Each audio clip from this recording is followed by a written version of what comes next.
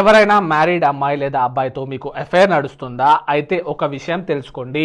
మీకు ఎఫ్ఐఆర్ నడుస్తున్న married partner ఎవరైతే ఉన్నారో ఆ పర్సన్ తన హస్బెండ్ లేదా వైఫ్కి డివోర్స్ ఇచ్చేసి మిమ్మల్ని పెళ్లి చేసుకుంటారు అని మీరు అనుకుంటుంటే ఈ మెథడ్ మీరు అనుకున్నంత ఈజీ ఏం కాదు. మీకు ఒక గ్రౌండ్ క్లారిటీ ఇస్తాను.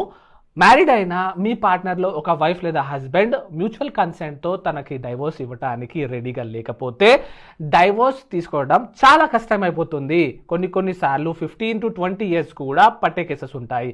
డివోర్స్ సంగతి ఏమో కానీ ఈ గొడవల్లో మీ వయసు అయితే ఖచ్చితంగా గడిచిపోతుంది. పోనీ ఇదంతా కాదు అని మీ మ్యారీడ్ పార్ట్నర్ని ఎవరికీ తెలియకుండా సీక్రెట్గా పెళ్లి చేసుకోవడం అని మీరు అనుకుంటే ఆ పెళ్లి వ్యాలిడ్ అవ్వదు. అండ్ రివర్స్లో సెక్షన్ 494 IPC 1860తో మీ మ్యారీడ్ పార్ట్నర్కి పనిష్మెంట్స్ కూడా పడే ఛాన్సెస్ ఉంటాయి. ఇది 7 years దాకా పనిష్మెంట్స్ ఉంటుంది. మనలో చాలా మంది పెళ్ళైన వాళ్ళతో ఎఫైర్స్ నడిపిస్తూ ఉంటారు కదా.